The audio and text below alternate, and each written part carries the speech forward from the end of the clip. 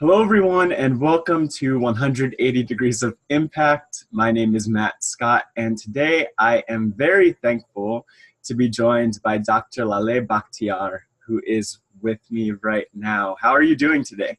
Thank you, Scott. Thank you so much for having me. Yes, I look forward to the interview and getting to know you better and your program. Thank you, and it's really an honor to be able to talk with you for a lot of reasons, not just because of your distinguished work and career, which we'll talk about, and not just because of your courage to do all that you're doing, but because for about almost the past five years, I've had the privilege of knowing your daughter, Devar Ardalan, who just recently wrote a beautiful feature about you, a series. And so I want to dive in and learn more about not just what you do, because that's very well documented, but why you do the things that you do in terms of your career and the bravery that you bring to the world. So without further ado, I'd love if you could introduce yourself to the 180 Degrees of Impact audience. Sure. My name, as Matt has told you, is Laleh Bakhtiar, and I am a writer, translator, teacher, publisher, counseling psychologist. I wear a lot of different hats. Right. In other words, yeah. Wow. Okay. I think it's interesting because you do wear a lot of different hats, and I think that's one thing that I am really amazed by. Before these interviews, I do different research where I am listening to, other interviews and conversations and stories that you put out there. And one of them, someone asked you, how do you find the time to write all of the books that you've written? How do you find the time to do all that you're doing and wear so many hats? Well, actually, it's just kind of how life unfolded for me, because it was 25 years ago. Right now, I'm 80. Mm-hmm. So 25 years ago, I I finished my graduate work as a grandmother, and I came to Kazi Publications, and they had book distribution, but they didn't have book production. So Kazi Publications is the oldest Muslim publisher in North America. They started in 1972 in Chicago. And so they were really looking for someone who knew book production. And that's how I had gotten through my graduate work and so forth, and previously as a publisher. So I was able to kind of fill in there. And by then, my 3 children were married, and I had grandchildren. So, and no one lives in Chicago. Right. They all live in 3 different states. No distractions. So, yeah, I go and visit, when I can. But because the 5 times a day Muslim prayers are very important, so I get up very early for the morning prayer, and I work basically about 12 hours. And I do this 7 days a week because I'm on the phone often with my children. It's not like I'm not in communication, but, and every 2 or 3 months I travel to visit one of them because I'm only one person and they are, several. Mm-hmm. So it just, you just stay focused on what you're doing, but basically it's because you have passion for what you do. So I don't like to call it work because it's just so much a part of me to continue to write and research and read. And, as a child, books were the most important thing to me, even more than, I was always in love with books. And so somehow it worked out in my life that I ended up becoming a publisher, which I had never intended to. I was going to be a doctor, and then I was going to be a nurse, and then I was going to be a, lawyer. I went to law school. Then, no, I want to be a city planner because my husband's an architect. And so I went into city planning and so forth and so on. And then I ended up becoming a mother, which was the greatest blessing ever. And then while I was married to my former husband, Nader Ardalan, the University of Chicago, we were living in Iran at that time, and the University of Chicago Press asked for an architect to write about architecture, Iranian architecture, from a different perspective, not historic, for instance, like from the view of someone who actually creates things. Mhm. And so he, knowing that he was busy in his work and also that he isn't basically a researcher, so he asked me to join him and we did the work together. And it's called The Sense of Unity, the Sufi Tradition in Persian Architecture.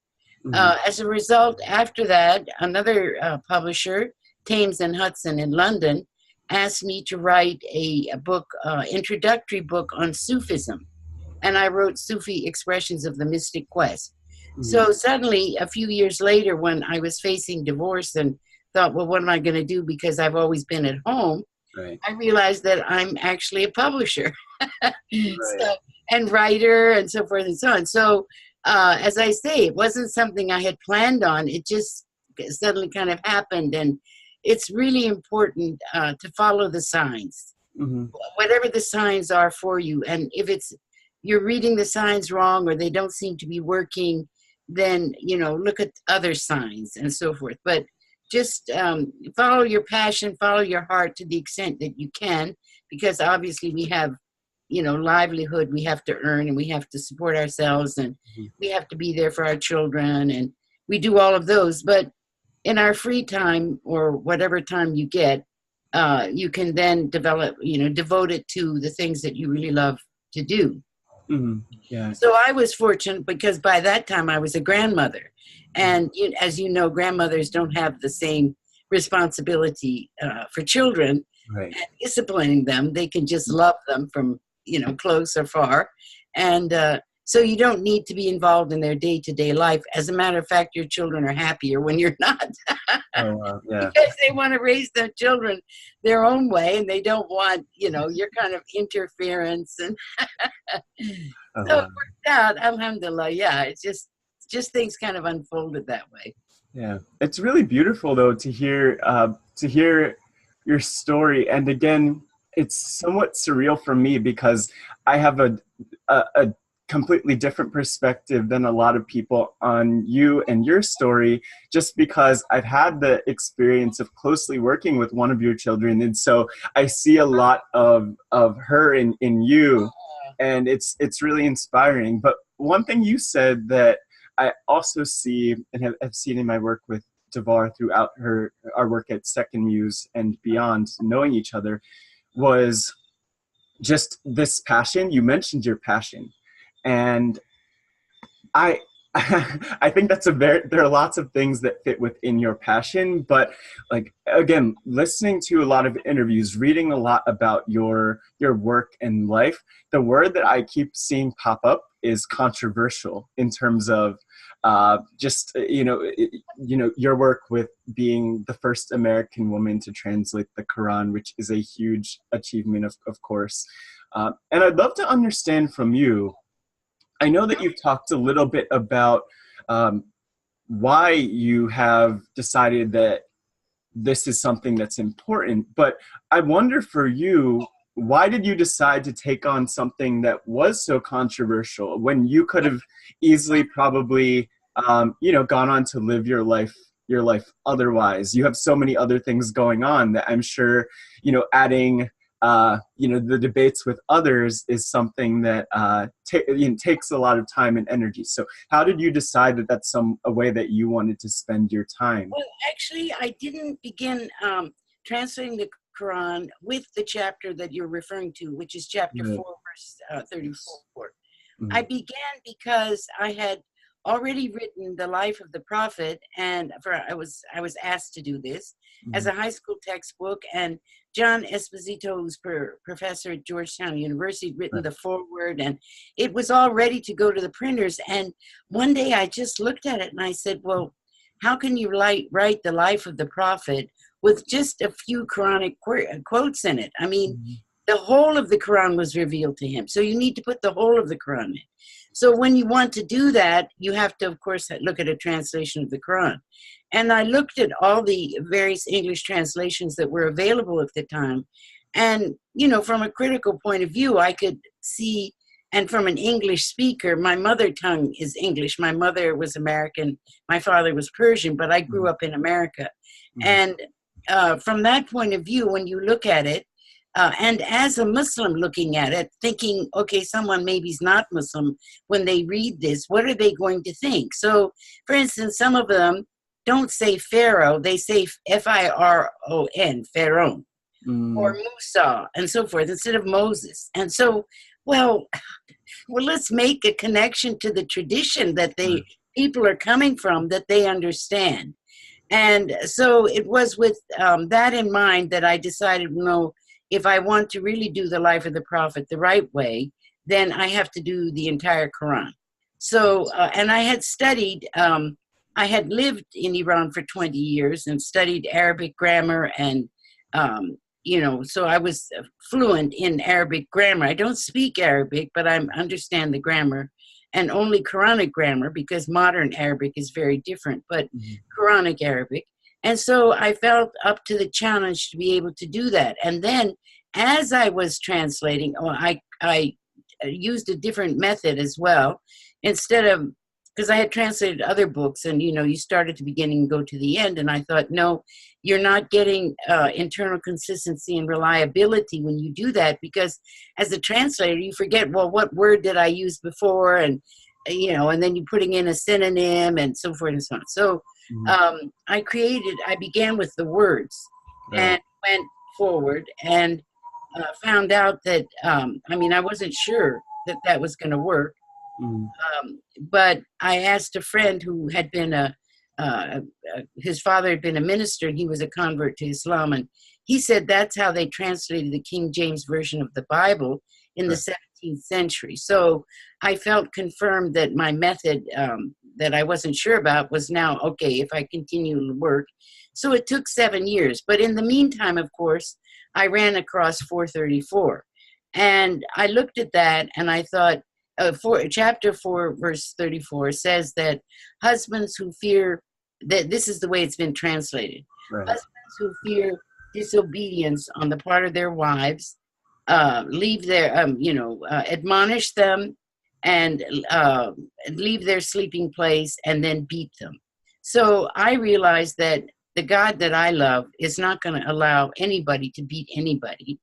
And the word disobedience doesn't actually mean that, because in 2 or 3 verses down, it says wives who feel the same word from their husbands. Okay, so how many Muslim husbands do you know who fear disobedience, to be disobedient to their wife? Right, it's not going to happen. So the word isn't disobedience. You can't say, okay, here's disobedience and here it isn't. So there were different clues to the fact that this verse has to have been misinterpreted. And that's when I did research and found out that the word has 26 meanings and so forth and so on. And I didn't do it because I didn't translate necessarily because it was controversial, but because I felt it was the truth. And I didn't want to do a translation that I didn't feel was true. So, so that's why, I didn't ask for the controversy, although it did come. And of course. But as a result of it, very fortunately, it's being used, the Quran I translated is being used in child custody cases in America.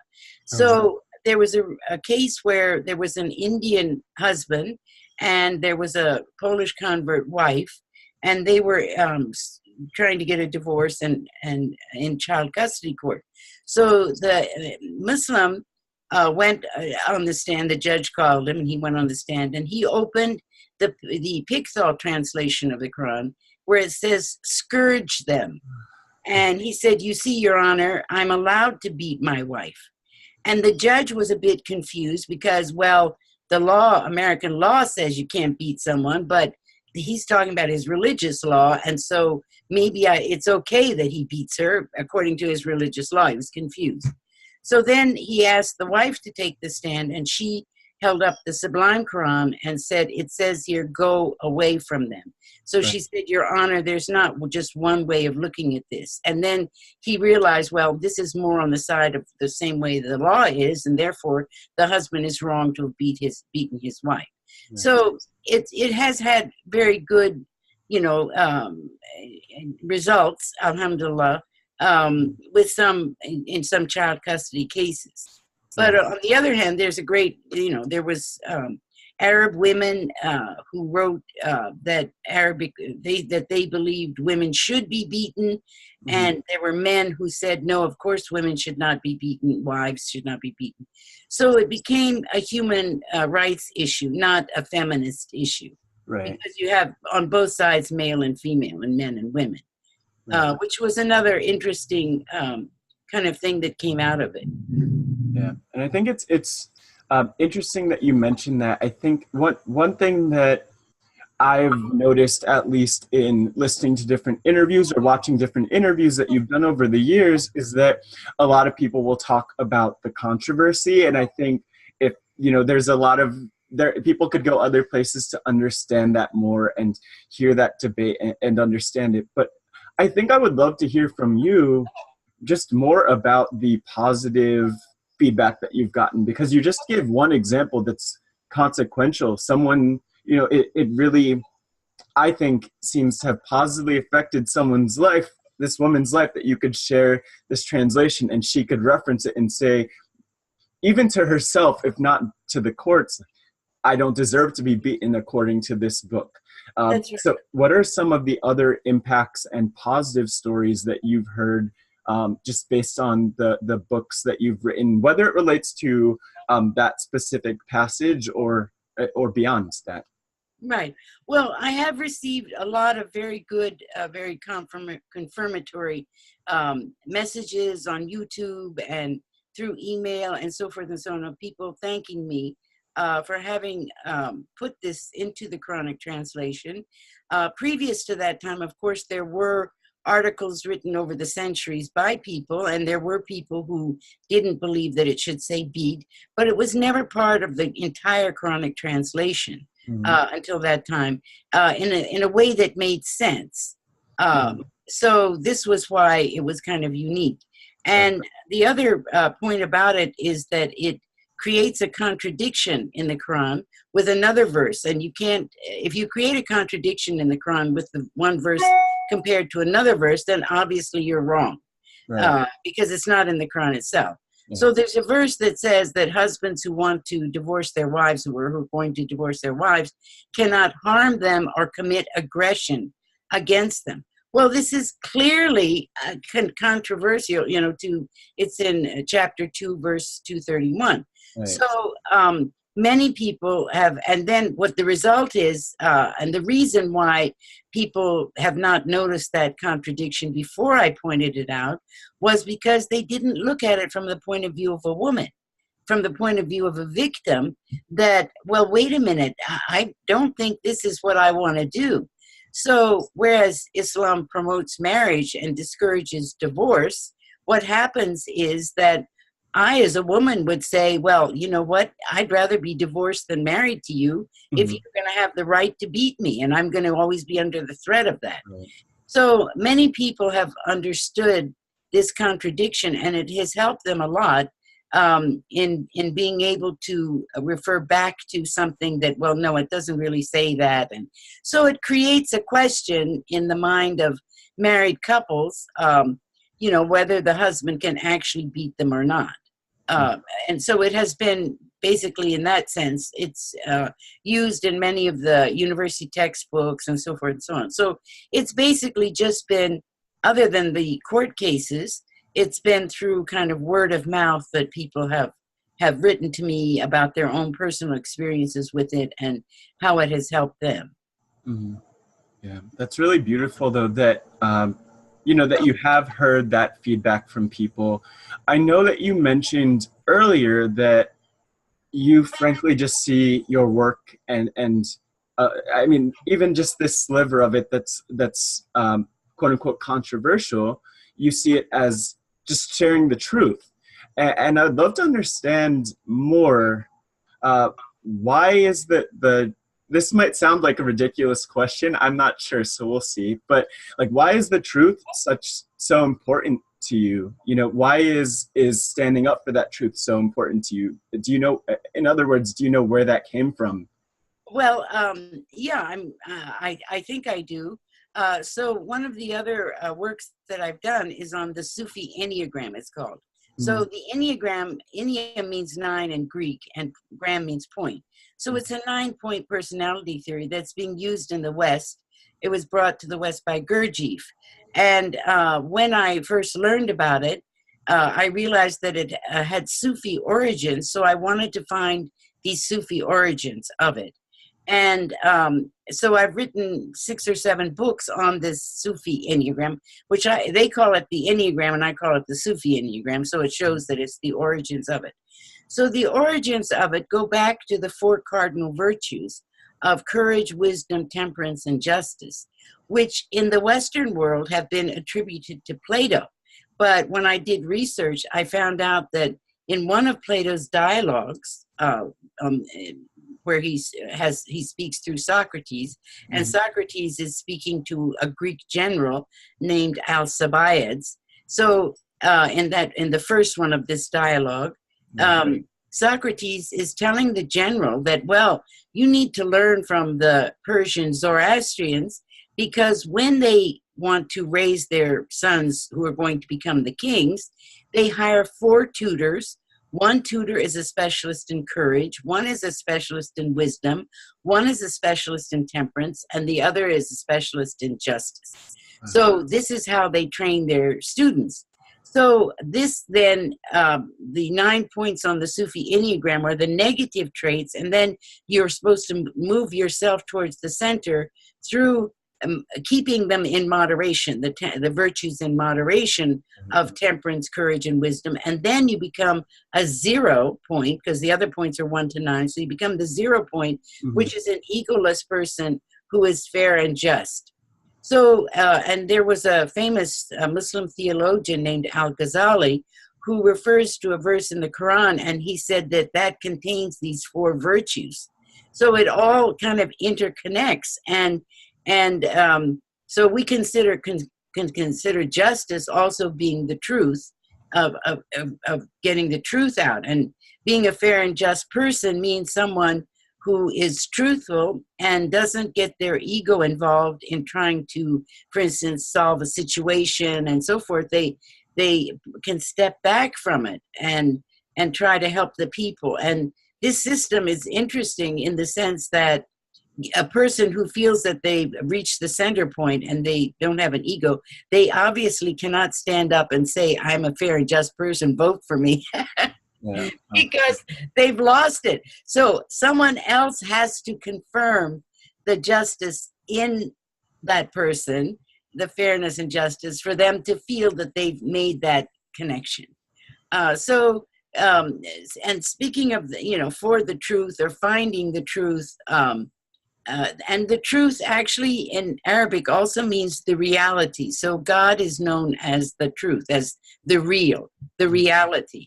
So when we seek the truth with a capital T, for instance, then that's when we're actually seeking God as the real, who gave us existence, who put us on earth, and gave us our qualities and so forth and so on.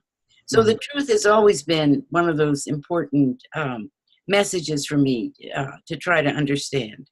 Yeah, it's interesting. You have a lot of wisdom to share that I think, I, I mean, just in terms of the truth, we talk about the truth, and I think in the common dialogue now in the U.S. especially, I mean, as far as I know, I'll say in the U.S. especially with politics and the like, we talk a lot about the truth and what's fake and what's real. And I am curious, just as a follow up to what you're saying about the truth and that virtue. How does your belief and uh, I would say, how does your championing of the truth affect your worldview now? Like I have heard a lot about your, I've heard a lot about your work and about how you viewed the world in different interviews. But I think most recently, there's a lot that's happening and changing in how people work in terms of politics and the media in the US. And I'm curious what your perspective is on the role that the truth could play in our world today. Yeah.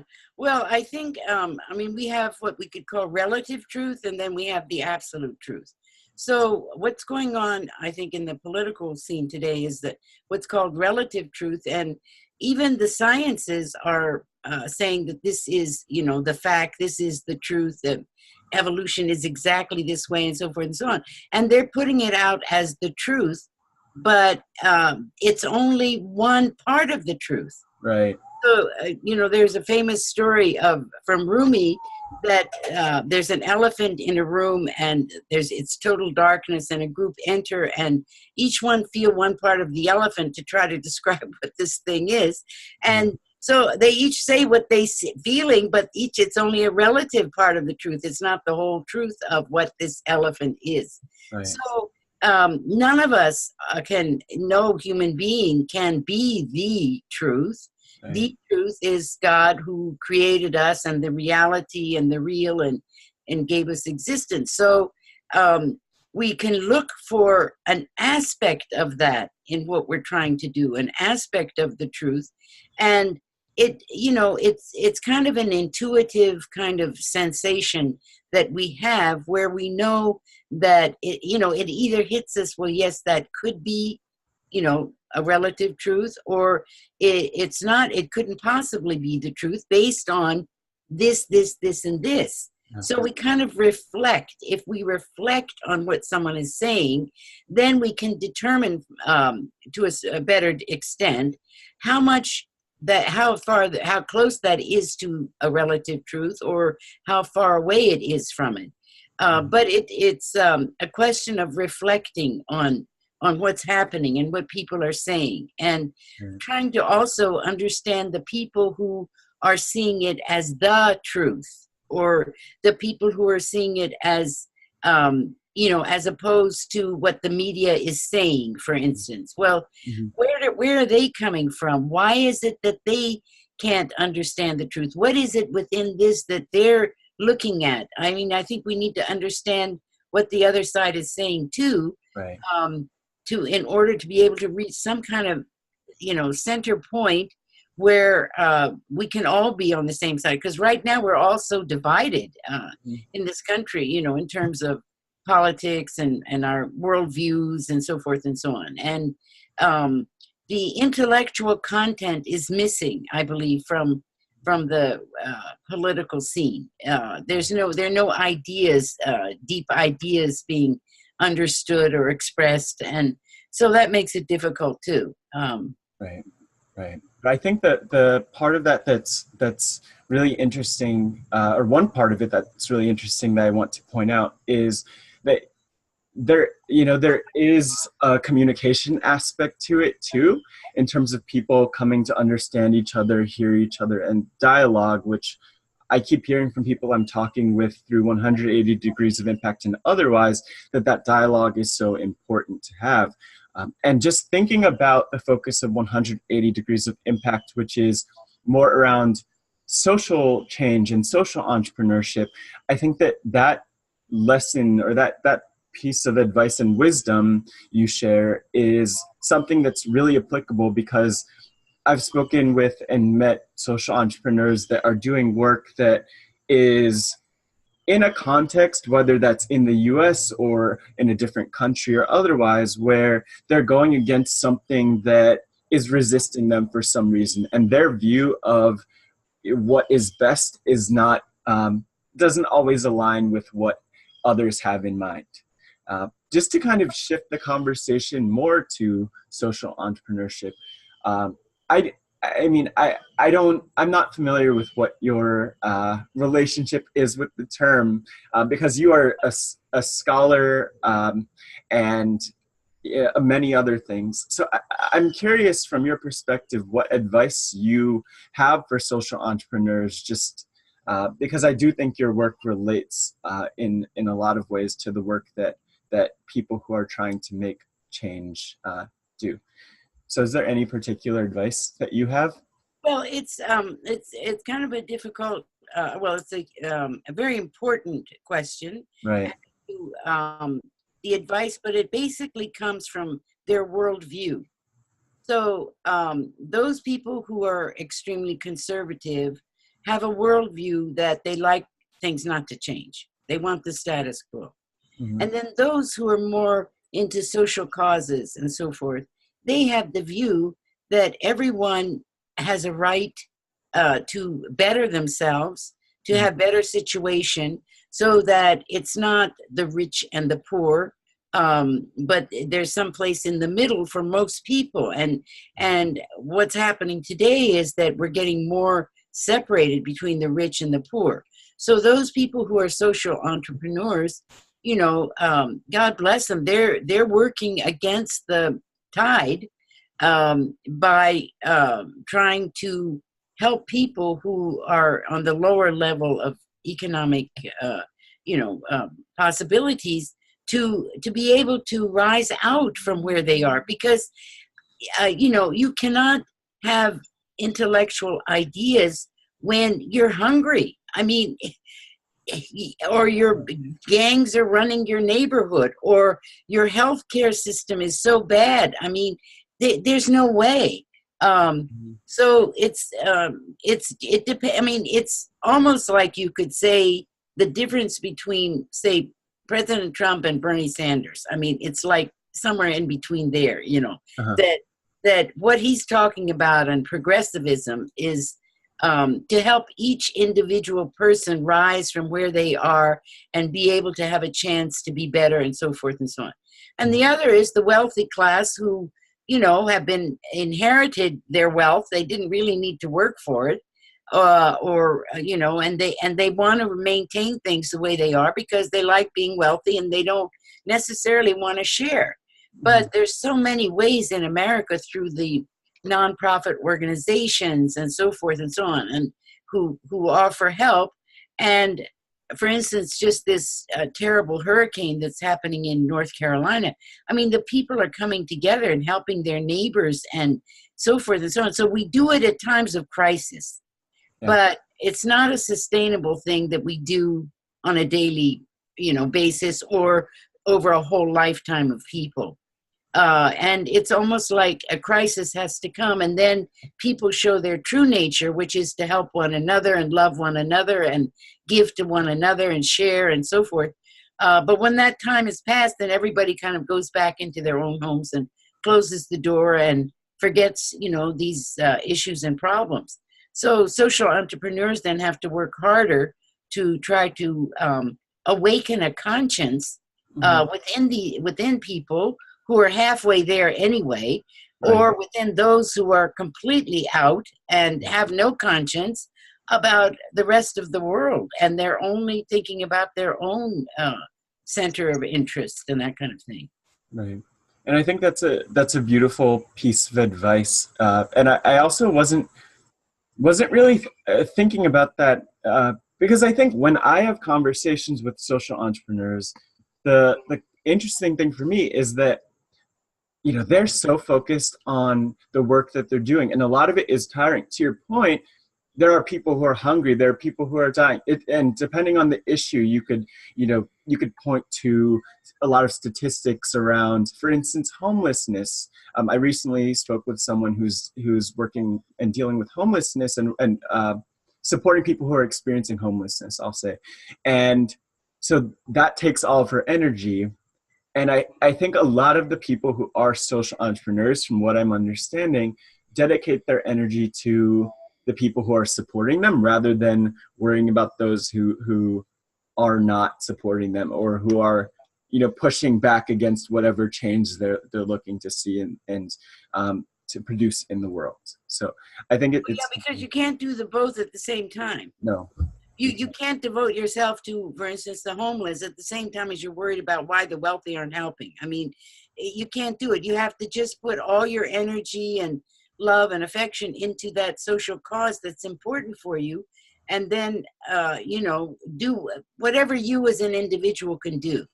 And that's basically all that we could do. I mean, of course, we can, as a society, do more, and as a group and as a community do more, but at least each individual should try to do more that they can do. Mm-hmm. Right.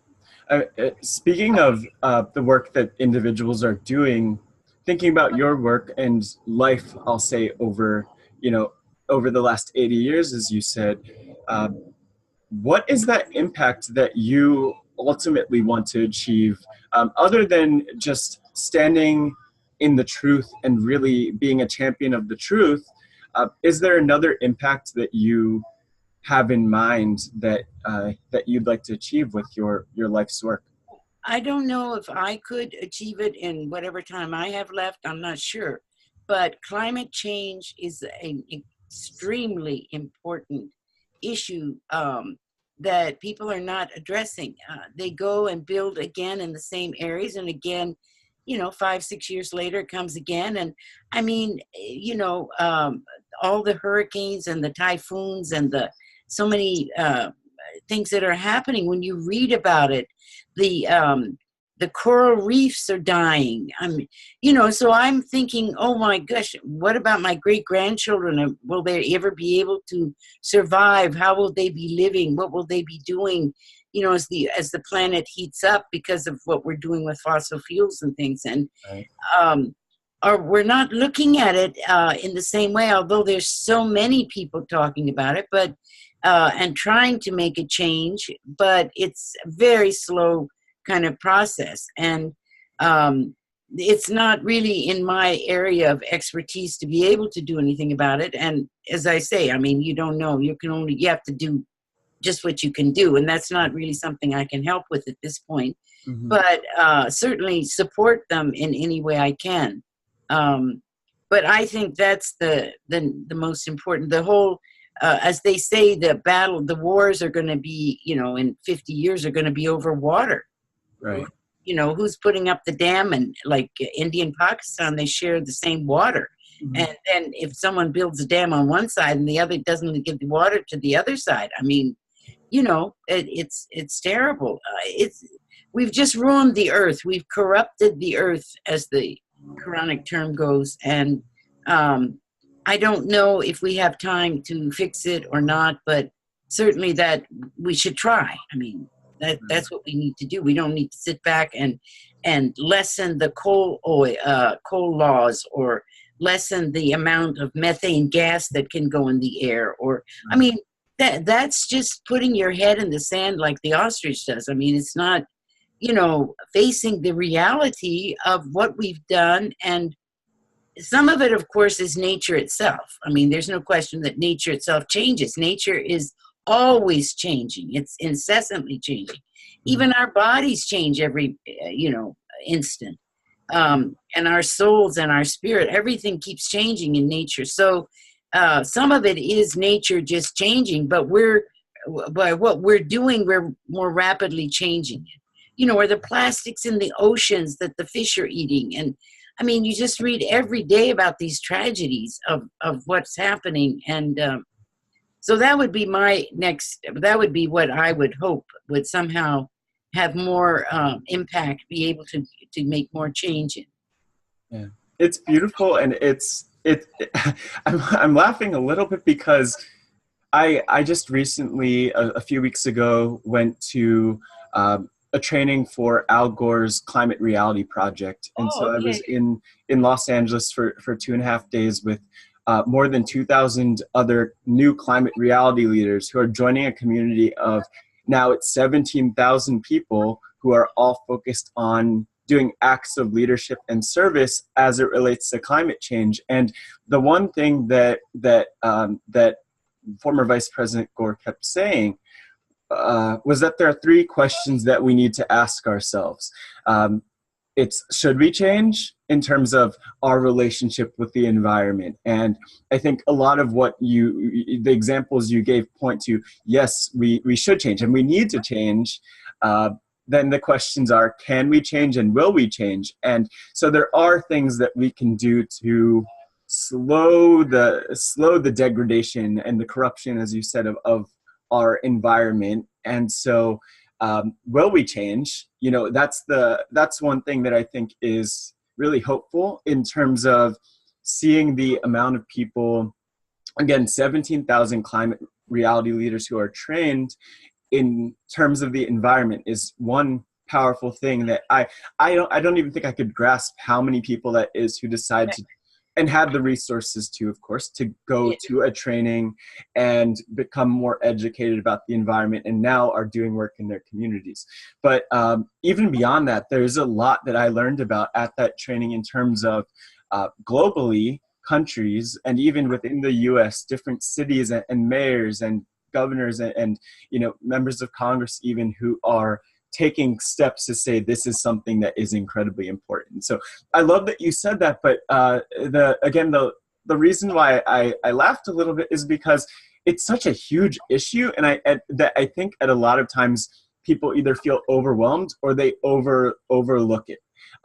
It's like if people use the expression "there's an elephant in the room," but it would be like if if you're up close at a next to a massive elephant, you might not even notice it's there. And I think that's what a lot of people experience when it comes to climate change. It's overwhelming or so big that they don't even think about it. And now I'm just taking in the beautiful view to think about.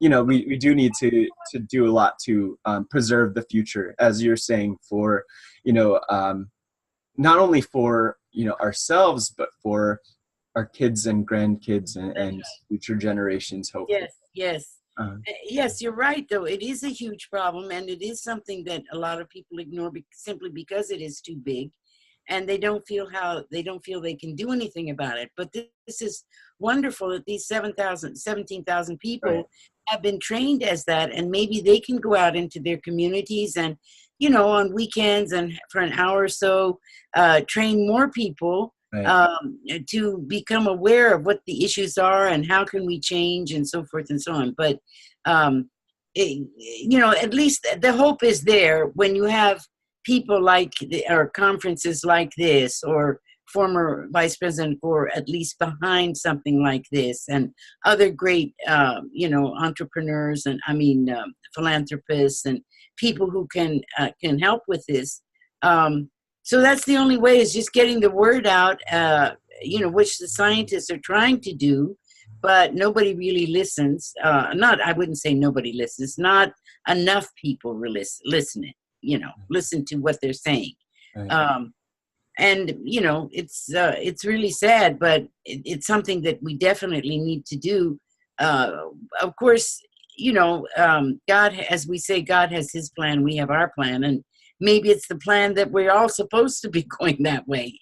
But at the same time, we don't know that, so we have to do what is right, to feel good and have a conscience about what we're doing.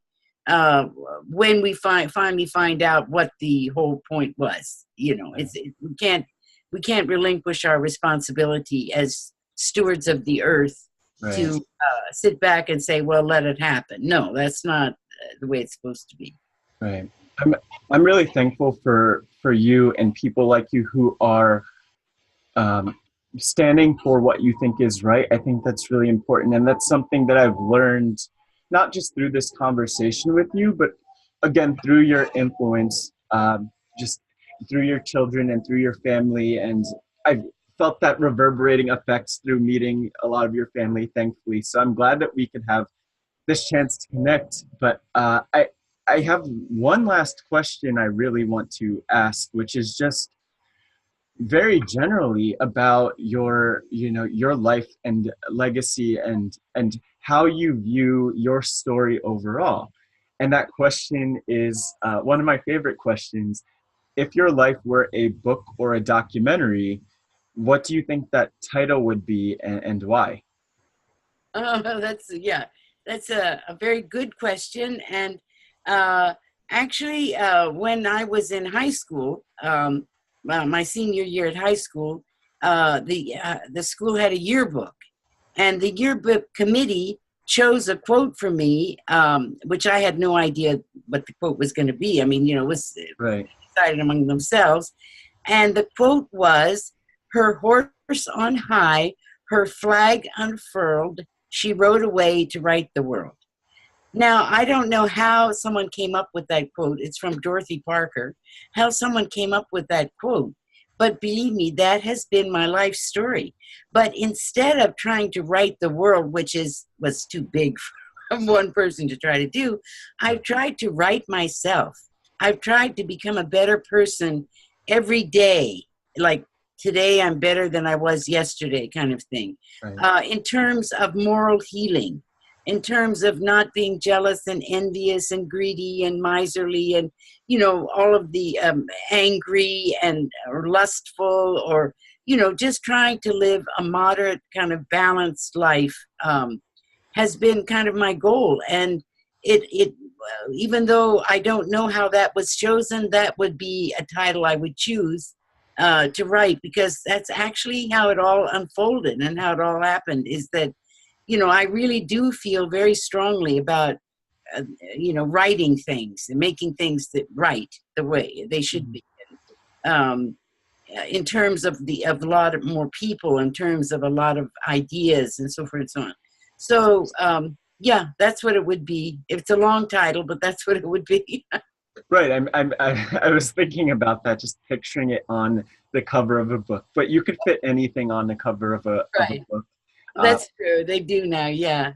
They Yeah. do, as you would know from many the many books that you have produced. Yes. And I'm really going to think about that, because I've never written a book, but I would love to write a book, at least one book, just documenting a lot of what I'm learning through this 180 Degrees of Impact journey, because there are people like you who have this perspective and share it. And sure, it's, I think it's unique to you, and a lot of people could relate to different pieces of that perspective. But I would just love to have the chance to share that further, and also to be able to one day truly share like a very, I think you have a very robust view of our world that I'm loving.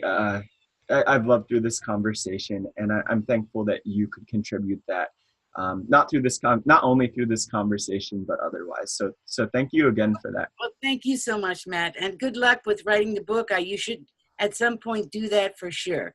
I need to. I definitely need to, and it's on my list of things to do. And seeing how many books that you've written, I think I could push myself to at least write one. So right. That's my.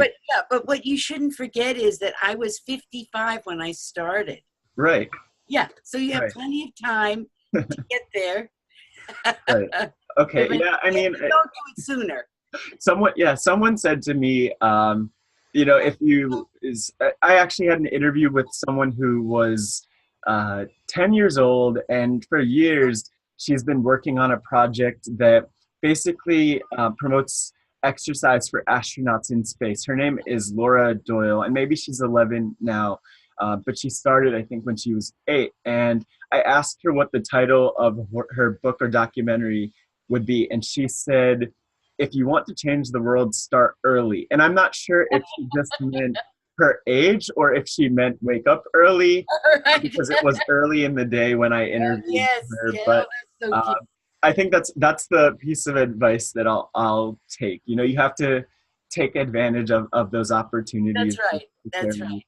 So if anyone wants to learn more about you and your life and your work and your writing and anything else, where would you recommend that they look on the internet?